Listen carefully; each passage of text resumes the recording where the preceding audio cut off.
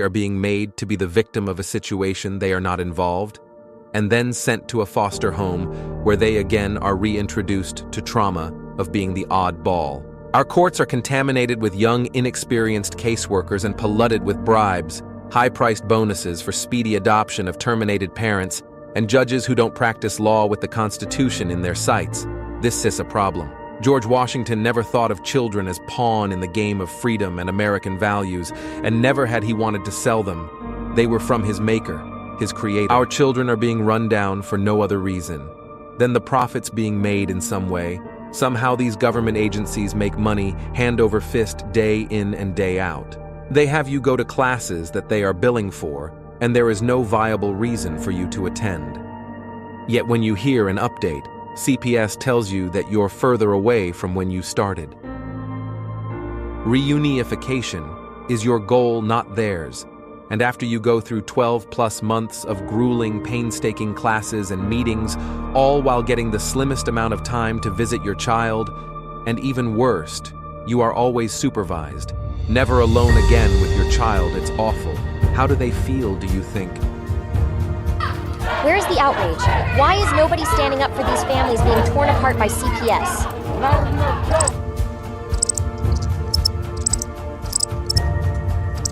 Please don't tell me you're going to put all your bets on this superhero. You grown-ups are supposed to be coming to his rescue. Stop ignoring this problem. There is nothing more I can say to any of you. Please fight CPS and help those who have lost so much they can help themselves.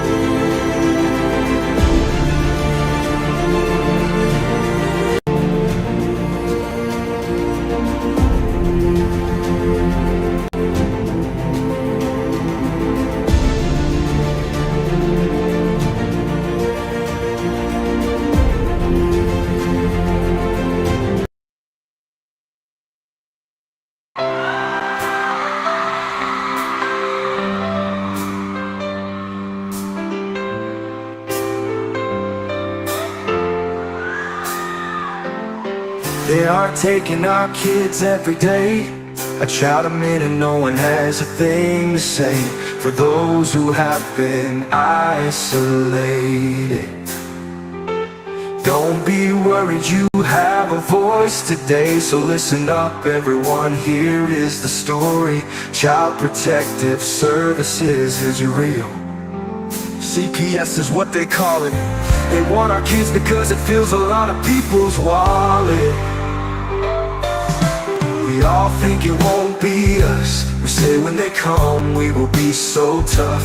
It all sounds good when there's no one to take them. But when they come, your voice gets to breaking. Stay calm, step away. CPS ain't taking no one today. We are educated.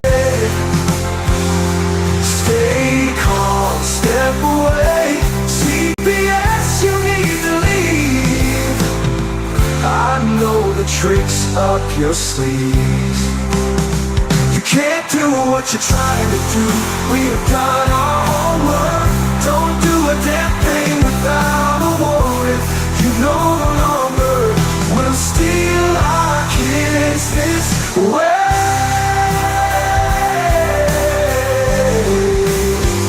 Tiff and the Punisher have come for the calling.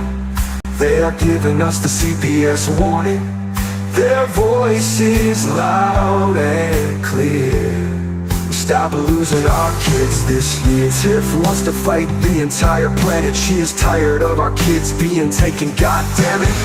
She's been fighting CPS for 30 years, bringing children home from this disgusting mess. The Punisher is screaming out loud, abolish CPS and tear it down. I want all our kids to come back. Look at all those kids' pictures held up like thin tags. Together we are stronger than we need. We will tear down CPS with high speed. We will do so much being together. Birds of a feather flock together. So watch out CPS, here we come. Picking you one by one. We promise to bring back the family and prosecute the caseworkers unhandily. Give us back the kids you have taken. Tiff and the Punisher sending you all on a vacation. The one with bars in the windows and the only games you play are old Nintendos. Corruption in courts, here we come. We won't stop until it's done. You judges need to learn what you.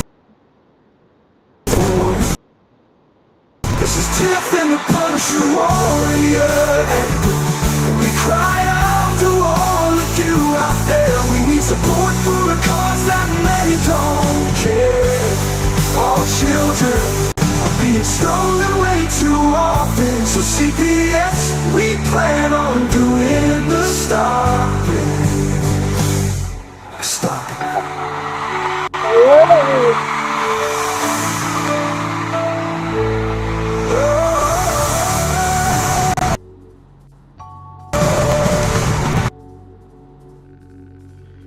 Woo, what's up, Tiff? Oh my God, I did something bad. What'd you do? Something bad just happened. Uh-oh. Nope, I fixed it. Oh. I swear that they do this on purpose every time. Back at the ranch. How you doing, Tiff? We got a very special guest today. I heard. I'm ready to hear all about his story. Yeah, it's a good one, I'll tell you. If anybody caught it last night, it was pretty amazing. So you guys know the drill. We got a chat room right here. Be courteous and helpful and nice, and all those things that we want to be, to promote that we are not just some hooligans sitting around here doing some things, that we are legit. This guy here, well, I don't know if you guys watched or heard anything last night about him, but he's been through hell and back. And he's definitely on the he's on the plus side of things right now, which is pretty amazing considering what he's gone through. I mean, I'm gonna just let you guys go ahead and I'm gonna let him just tell his story, because I can't do anything for him other than get him out here so he can explain what's happening. So, to no avail, Mr. Thomas Bain, here he is in the flesh, or in the screen anyway. Mr. Bain, in the screen. I'm doing well. How are y'all doing? Yeah. Hey, Good. thank you very much for having me on and letting me tell the story. And I love that intro song. It gets my heart beating, because the system must be broken. There must be accountability, and this can't continue. So just to give a short recap for those that didn't hear me yesterday, I'm a reformed bad boy, and I even hate to use that term, but we all, when I was young and did foolish things. And so I ended up, luckily, I was on the road to prison or death, and I ended up in prison, thank goodness. And I say thank goodness because that was the catalyst for the change in me, basically, to become a better person. And, they say it, everything works in God's timing, but man, God, we got a different watch, because it kept me there a little longer than I wanted to be. Yeah, wondering when that break's coming. That's right. But this is one thing I didn't say last night, is when I did get out, I was on parole for 8 years. Ooh. So this is going to be and I can't believe I left it out last night, but this is important for what I'm going to say here in just a minute. So I'm out of prison. I'm in a halfway house. I'm working, for probably less than what a waitress makes. I'm working 80 hours, 120 hours a week, and I had a day off, and I met somebody, and long story short of it, by the time of the end of her pregnancy, I happened to stop in and see her, and there were some narcotics on her counter and smelled like weed. And whether you're for weed or not for weed, I don't think women that are like 8 months pregnant should smoke weed for sure. But to each their own. And so we had this little boy, and of course he had drugs in his system. I wasn't even sure if he was mine, but I went to they done rushed this little boy to ICU. Wasn't breathing. He was totally blue.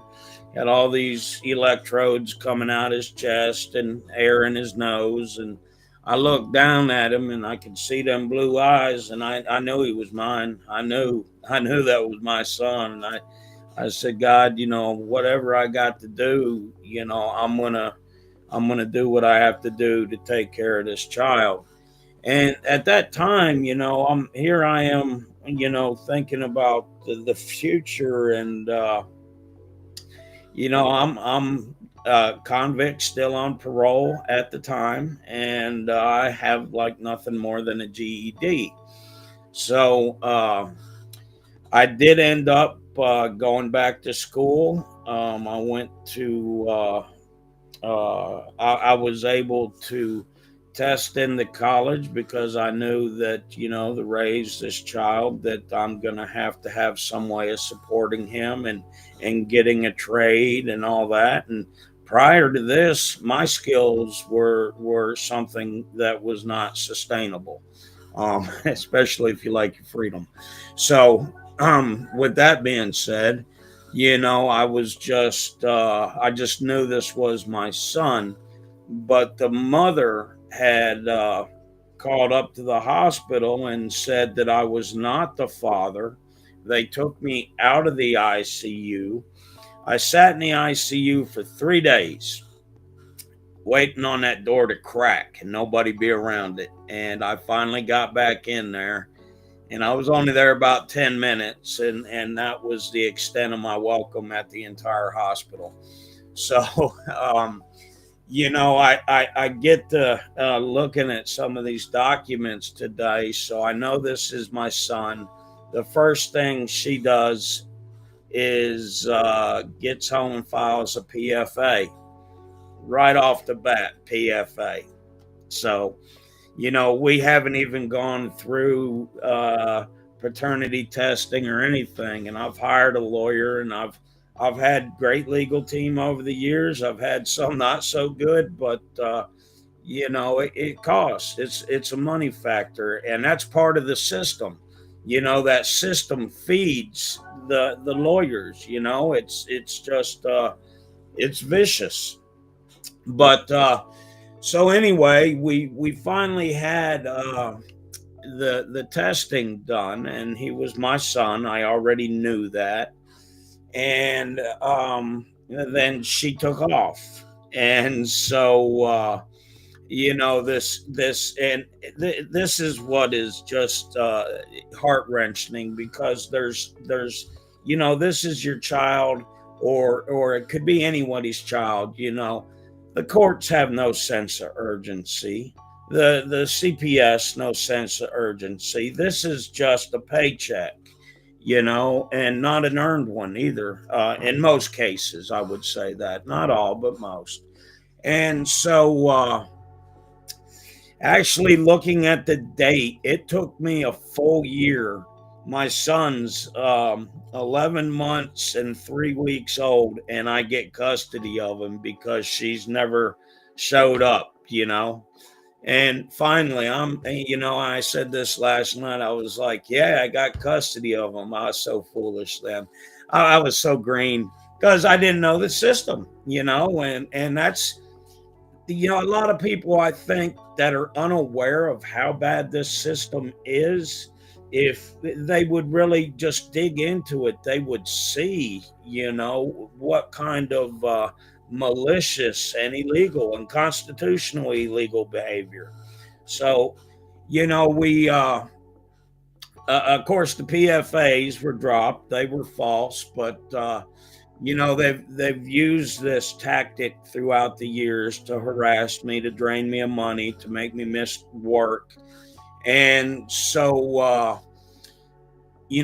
in 2008, I finally get a court order that I'm the parent. All right. So now I go right to the DHR, and I'm like, hey, I need help finding my child. And they was like, well, that'd be $50 in a drug test from you, Mr. Bain.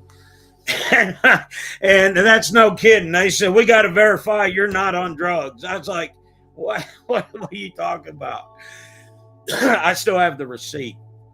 But anyway, so anyway, I'm nothing worse than not knowing where your child is, and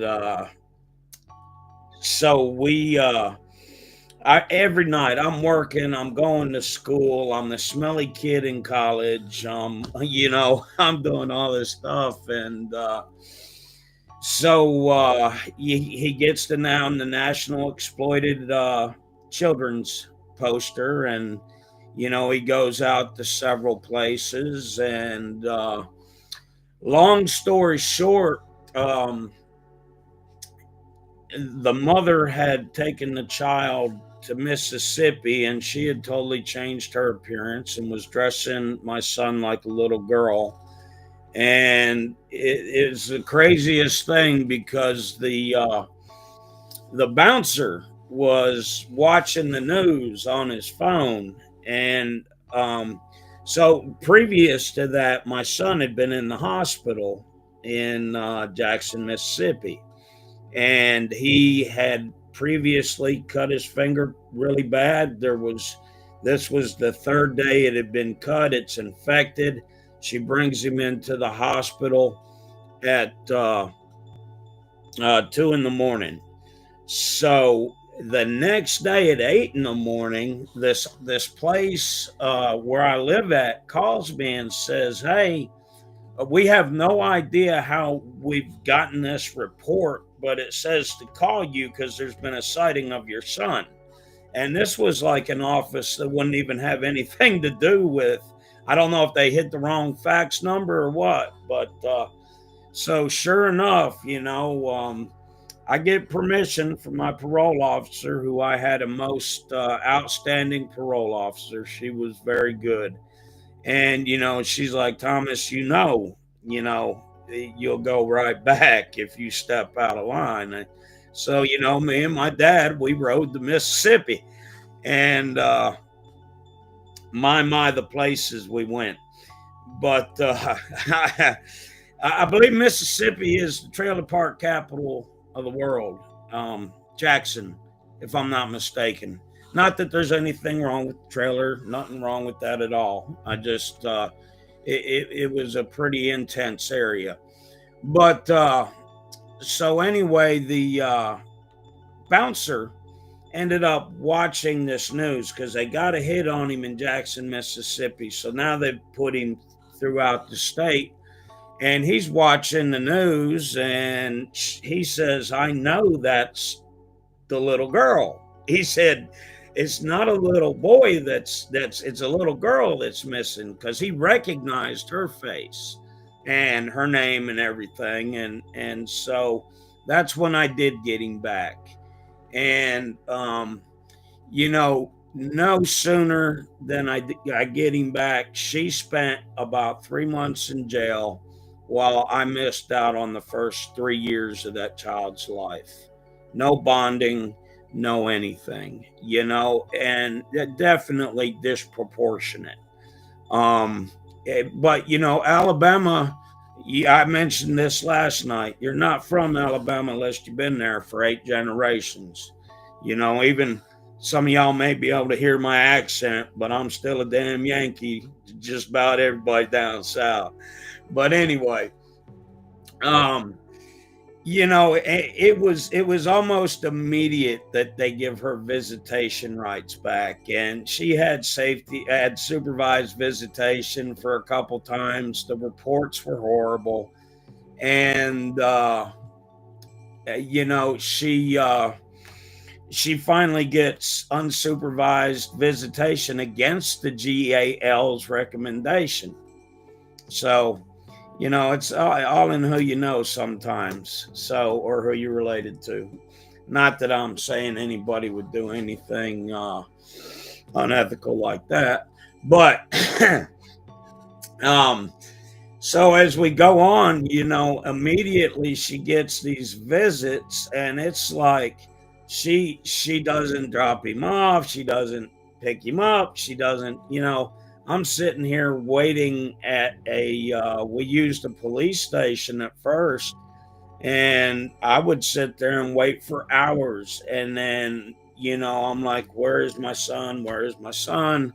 Because one of the things I learned is to never ever communicate to her without a history of it, whether it be text, whether it be email. There was never voice communication, because I was the monster from prison that rode motorcycles, this, that, and the other, and they just run with that narrative over and over and over.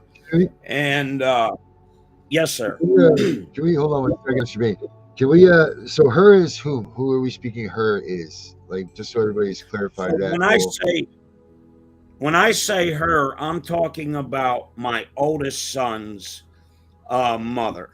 Okay, so I have 3 children. I probably should have clarified this. I have 3 boys, and God give me boys because I couldn't handle girls, I'm sure. I laughed at what you said earlier, but I have 3 boys, and my oldest is with one parent, and my 2 youngest are with another co-parent. And I truly believe in co-parenting, except in cases of extreme circumstances. And while I'm talking about this early part of the story, definitely some extreme circumstances. And so, I mentioned how the welfare checks, and at 11 o'clock, or like after, when schools are supposed to start the day before, 12:45. Tiff, you missed this last night. They called one time and said that I was harboring an escaped inmate, and he came into my house and he tore up my son's room. Now, I'm like, you got to be kidding me, right? I honestly thought they were joking, and it was like, are you serious? I mean, do you have an escaped inmate? Are you missing anybody? Am I really worried? Who did that? CPS did that? No, it was my oldest son's mother calling in these calls. Because her family has ties to the law enforcement, and at that time where I lived in Alabama, we had a very corrupt sheriff, and I'm going to say the guy that's there now, I got nothing bad to say about him. From what I understand, he's a good man, and he's on the right track. But this was the first Alabama female sheriff, who is now a felon. Just thought I'd throw that in there. She was something else, and so it didn't matter. These PFAs. Then she got other people to write PFAs, and so already, right, in 2009, the courts finally made an arrest warrant. Right Now I get custody 2008, a year after I've not seen this child from his birth. And so now we're into 2008. I get custody. I'm thinking, yay, I got this court paper. It really means something. I was very disappointed. But anyway, so we come on to 2009. My child's still missing. The courts finally decide to put a warrant out for her. I mean, it's only been 2 years. She's run off with this child. So, Jesus, oh my. and you know, there's no records of immunizations. I'm checking everything. You name it. I wrote them a letter. Everybody from newspapers all the way to the White House. I mean, literally. Did you get responses? I'll put it like this: when I reached out, you know, some people's idea when they look at the fulcrum point of society from low to high, I want to say what most people would view as the low end sector. That's where I got all my support. If it hadn't have been for the motorcycle clubs and whatnot, because ultimately, you know, they were there for me. And not only that, my coworkers, you know, just I had an amazing support team. And even my my first college professor, right? First day at college, and I'm there early because that's just how I am. I'm very structured, and of course, it's been a few years, so I had to quit working out since motorcycle accident. But I'm in real good shape, and I'm first one there, and I'm looking out the window, and I'm thinking, man, I'm more nervous here on my first day of school than my first day on the prison yard, you know. And so my professor who come up, and we talk about this now. She said she took one look at me and was like, "Hope he ain't in my class," which I ended up being in her class. And she became a big. I mean, she's now been almost a 20-year friend. You know, longer. Yeah, definitely. And you know, just her and her husband are amazing, and just these people of support, I want to say God's put in my life to help me keep going, because you know that's my mantra: never give up. You know, never get, no matter what. Um, but and that's what keeps me going. And I ain't gonna lie, I'm tired right now. I'm in a situation right now, and so, but we'll get to that eventually. But so you know, I'm dealing with finally get her rid of arrest, and so finally get him back, right? And he can't speak 3 words, and somebody knocks on the door. He runs and hides, and so it took a whole lot to get him out of that shell. And you know, as soon as the mother got unsupervised visitation, guess what happened? She took him. Here she is gone again, right? Won't give him back. And it was continuous and continuous. And one of the things that I find, because, you know, I've wrote the book in a chronological order, is when I petition the courts for something, it would take a year. When she petitioned the courts for something, we would be in court in a couple weeks. And you know, that's just unbelievable. And it was always the same thing I'm going to court for. I assaulted somebody. I did this. I threatened somebody. Somebody's seen me with a gun. Now at this time, I'm still on parole. So, you know, every one of these accusations could land me back into a very horrible condition where I won't be able to see my son. So, and I find it funny because, you know, this whole thing, I have totally clear background now, and I'll get to how I got that. But you know, I have DOD clearance, security clearance, and all that good stuff. And you know, the mother, the co-parent of my oldest son, she assaulted me in a DHR parking lot. That's the only thing, you know, only domestic assault I've ever been involved in. And she attacked me in the parking lot, threatened to kill me. I had come in on my motorcycle. I had just come in there. I wanted to see how come I don't get any child support or anything. And so I walk in DHR, and the woman sitting at the desk already has the phone out to me, and she said they want to talk to you. And I'm thinking, you know, hey, somebody's trying to kill me in the parking lot here. And so law enforcement came, and of course they put me up against the wall, and they semicircled me and all this. And if it hadn't have been for somebody, I had no idea who it was, but they came and said they witnessed the whole thing and was telling them, you know, and they were like, oh, well, we've already let her go. So, you know, and I was like, we did go to court over it though. And being a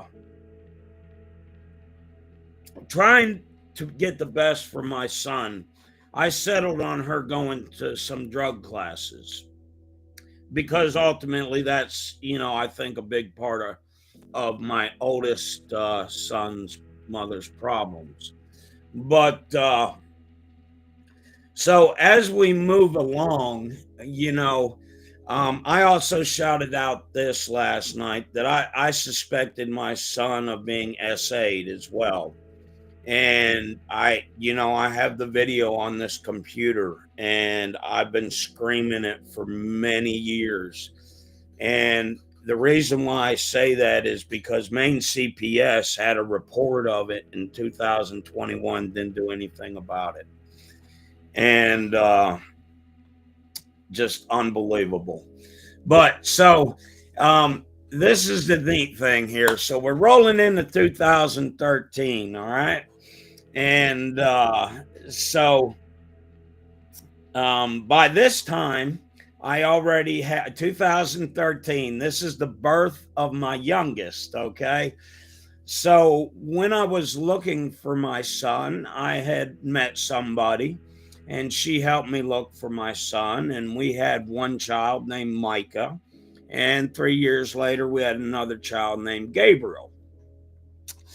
So, and Micah's quite a child, and he falls on the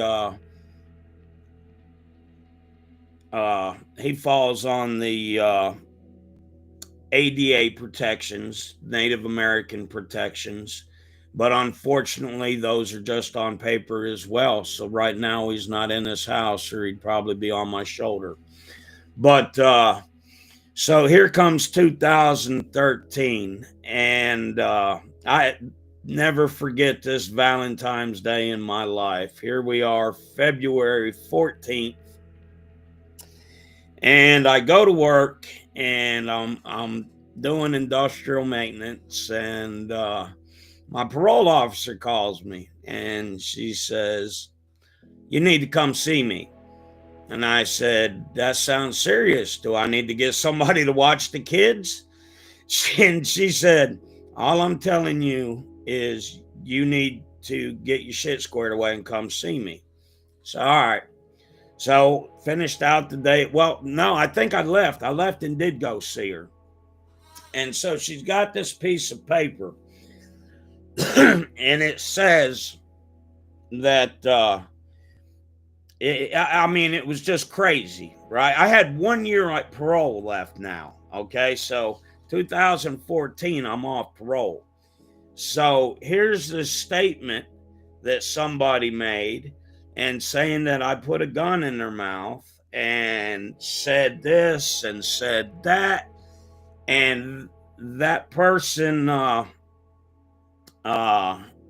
actually opened the door for the police and the parole officers while I was at work, because she made this allegation to come into my home where they never did find a gun, but they did find a case of bullets, which would be, I can't have on parole. So took me years to figure out why no gun in the bullets, right? So this is my hypothesis. One, a gun is expensive. Two, bullets ain't cheap. Our bullets are cheap. And under the Alabama ICE Act, I would get 7 years for each bullet. So, a whole case of bullets in a violent confrontation, that would have had me loaded up and gone, for quite a while. So anyway, I end up spending more money on lawyers, right? And so spend more money on lawyers. I'm out of work. My parole officer tells me, she says, look, she said, even though this is just an accusation, because you were on parole for a violent charge, you will have to have a hearing before you can get out. And I was like, okay, like today, and so I ended up in the county jail. Now, mind you, this is the county jail run by the first Alabama sheriff. And she really has like I said, she's a felon now. So anybody want to research the first Alabama sheriff, they're welcome to do so. But anyway, so I'm in the jail. They come and get me. It's about 3 days later. And here's the funny thing. I'm not in jail 10 minutes, or not funny, but so I'm in jail, and I go to my hearing. They get me out of my cell. I go to my hearing. The person who made these accusations doesn't show up.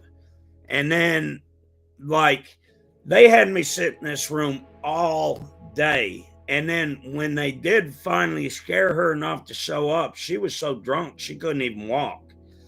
All right. So we have this hearing, and they just take me on back to my cell block. So I'm thinking, well, okay, they didn't tell me pack my shit or anything. So this ain't good. And I'll tell you, I'll never forget that night being in that county bunk. And the night before, my son, he had awoken in the middle of the night, and he was screaming, "Daddy, I need you." And that's all that I could hear going in my head was, "Daddy, I need you," while I'm sitting in this county bunk. So I'm there for about I'm there 30 plus days, right? And so they call 2 a.m, load up the prison van, go into the prison. They call my name. So I'm like, well, guess I'll be spending my last year in prison. And I hate to take so much time with this little bit of it, but it is pretty interesting. It just shows how far they'll go. So I get down to prison, and prison is prison. It ain't a nice place, and that's all I'll say about that. They sure ain't got no love for people who made it out on parole and come back either.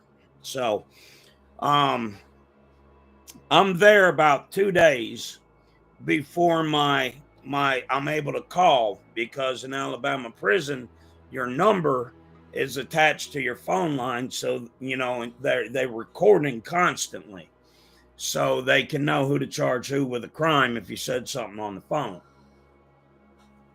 So my phone call goes through, and I get a hold of my mom, and she says, "Son, do you want to hear some good news?" I said, "Has it got anything to do with my son?" She said, "Not directly." I said, "Well, I don't want to hear it then. I'm just going to let y'all know I'm down here. I'm down south, as we called it, from up north Alabama. And we had a short conversation, and then I was like, okay, go on and tell me whatever it is, because they can't clear count. I can't move from where I'm at anyway. And she said, your parole officer seen your dad today or yesterday, and she wanted to know why you didn't report. You always reported first day, right on time. And he told her I was in prison, and she didn't know, apparently. So, my father, I love my dad. He's been there. I've had a good father. But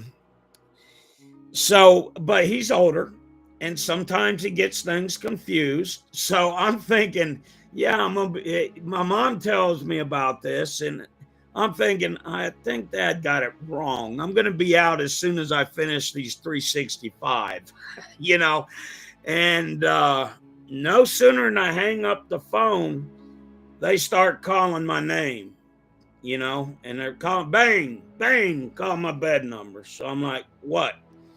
And the guard says, pack your shit, you're leaving. And I'm like, what? And he says, pack your shit, you're leaving. So I'm still standing there because I just can't believe this. This is too much. And he said, fuck it. If you don't want to leave, then I will just stay here. I give away everything. Not that I snuck anything in, but I give everything away. I grab my mattress. I grab my bag. I go to receiving, and they're like, what are you here for? I said, man, they told me to come down here. I was leaving. That's all I know. So they cussed me out, and they sent me across camp somewhere else. They said to the lieutenant's office. Lieutenant said, hey, what are you doing here? I said, I don't know. They told me I was leaving. I went to receiving. They sent me over here. So then we do this again all the way across the prison again with my mattress and my laundry bag, and to the captain's office. And the captain says, same thing, right? So the captain actually asked a couple more questions and then said, yeah, you're leaving today. You fucked the count up for 2 days. So, so I get back, I get in the van, I dress out, and I'm just waiting for any minute for the police radio to say, bring him back in. It's been a mistake. And the guy, the driver, he's like, man, all I got to do is see you buy a bus ticket at the bus station. He said, I'm gone. So I get to the bus station, and of course you could tell everybody had been let out of prison that day because we all had stylish brown pants and a blue shirt on and a paper sack full of whatever. And so the woman, I said, look, I need a ride to North Alabama. She said, well, we just had a bus leave for Atlanta. I said, look, I'll take a bus to Alaska to get this guy out of here, whatever, wherever, don't matter, But, that's how far they went to try to take away my rights. Now, this is where it gets really crazy, right? Because the FBI gets involved. I say it gets really crazy, like that wasn't crazy enough. So when my, of course, my youngest children's mother, when she heard that I was locked up, she went into labor with Gabriel. So the first time I seen Gabriel was through a prison phone or a jail phone and a screen. But so long story short, my oldest child's mother ends up contacting my younger child's mother. And she says, hey, we've got him set up. He's locked up. You can get all the money you want for child support. And so she turned over the phone records. She turned over everything. And her statement's actually in the novel. But sure enough, and I got back out, and it was right back at it. PFAs, just insanity, and it just wouldn't never stop. And I know we got to a point last night uh, where we were talking about, it was conveyed to me that they were going to put a cold case murder weapon in my vehicle, that I would eventually beat it, get out of jail, but that's a no bonder in Alabama. So, 3-4 years, my son, we know the weight game they play. So, I would have been totally out of his life for good. But anyway, did make the decision to move to Colorado. I mentioned last night that the kids were so used to seeing me being hauled off to jail that they would say, "Dad, we'll keep your plate warm."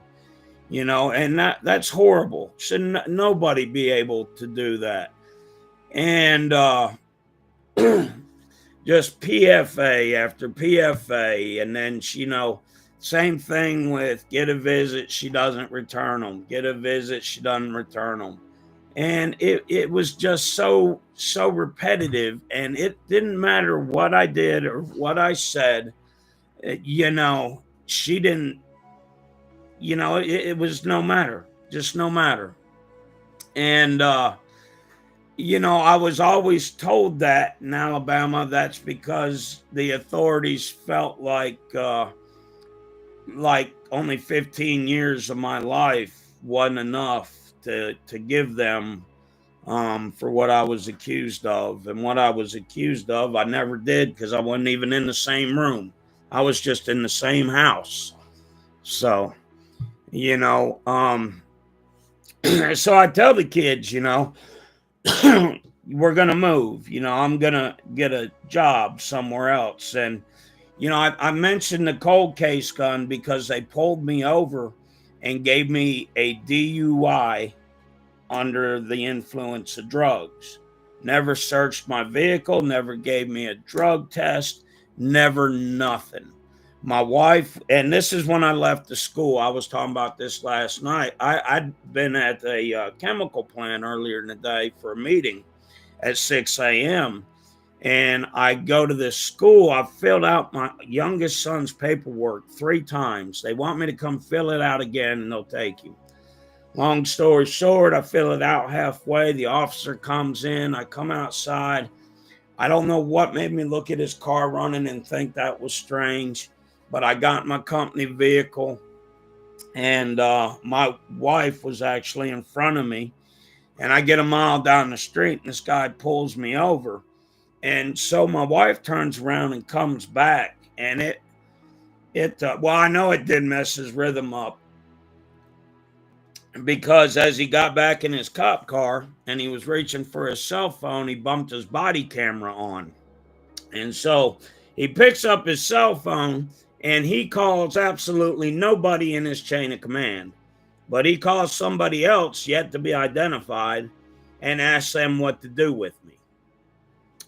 So, all right, I end up going to jail. So I get to jail, and I haven't been there maybe 10 minutes. And I didn't mention this last night because they put me in this cell. There was some gangbangers in there. There was feces smeared all over the cell. It's that's just how they do. But and been there like 9 minutes, and they say, "Bane, you got a visitor." And I'm like, "What? 9 minutes?" I was thinking, damn, wife was quick on the bail money that time, right? So they take me out of this cell, and they take me to this visitation room. And I see this woman, and I'm like, I don't know her. She was from DHR or CPS, same thing. And I was like, I don't know you. What are you doing here? Now, she got there within 9 minutes of me being there. I mean, I don't know. That's awfully coincidental. But long story short, I wouldn't talk to her. And she wanted to know if I dropped the kids off at school. And I said, no, I had a meeting at 6 a.m. I was gone. My wife dropped the kids off. So, and then here comes CPS in there. Now in the jail. And CPS says, you're going to take a drug test for us. Now, this is CPS in the jail. I said, no, I'm not.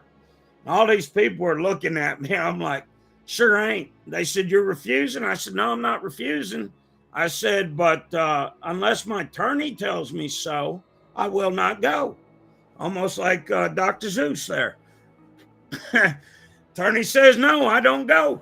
But so anyway, they kept me in jail way past the time that I was supposed to be there. My wife went to the magistrate. The magistrate told her it was X amount of money. When she got there, my bail got raised automatically. And so she had to go get some more money.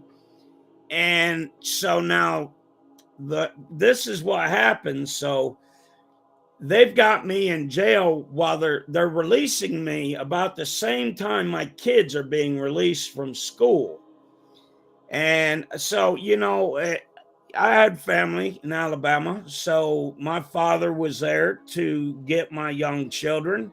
But sure enough, guess who showed up there? It was the CPS woman or DHR woman that was in the jail. And they kept me 3 hours over. And they were trying to, I mean, that's intentionally harmful to children. Not to mention what they just did. But I mentioned this officer because he's going to come back up in Colorado. Because ultimately I made the decision that this can't continue. I do have an engineering degree now. And it's in advanced safety engineering and management. And the number one is, you know, to get rid of a hazards elimination. And so I thought by removing our family to Colorado that would put an end to the extreme conflict, but it did not. I'm not sure where we're at on time. I'm just We're gonna end this one, but I want you to come on tomorrow because I got to put my little ones to bed. But I want you to finish tomorrow, so I want you to come back on tomorrow night, Darren. We're gonna do part 2 tomorrow night. I can't hear you. I can't hear you. I can't hear you. I know. Hold on. I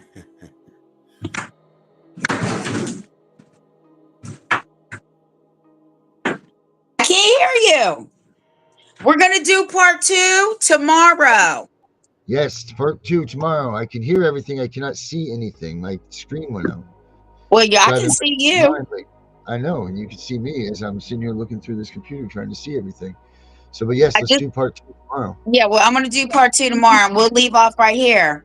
But what I do want to say is I tell people, once CPS has encountered you, it doesn't matter where you go. They're coming. So, yeah. And once they get their hand on you, it's over. That's it. Yeah. You're not getting it. They're not letting go at all. Nope. They're not going to make it, you know?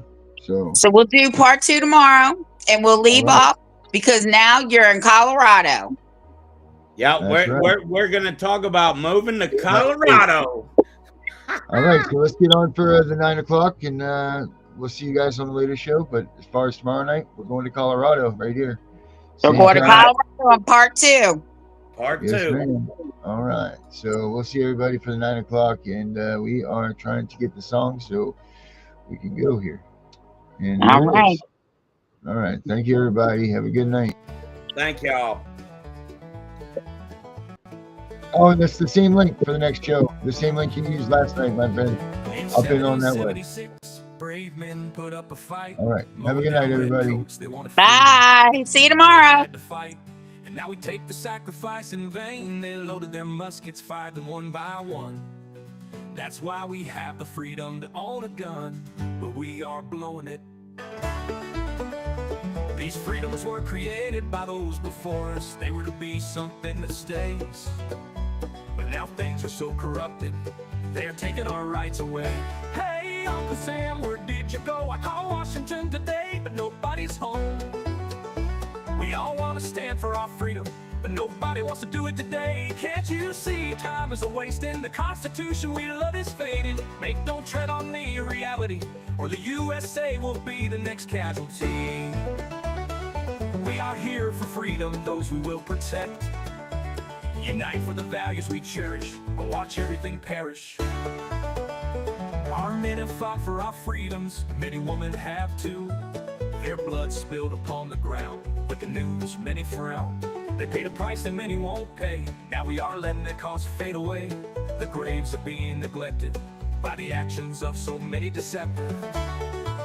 The freedoms they fought for in every world war, conflict or mission. So many stayed behind signing petitions, while those away dying were there to protect them. It's time to wake up in the USA. We are all slipping away into the darkness we once ran from. It's getting worse every day. Now they are taking our children more and more every day. No soldier ever fought for taking our children away.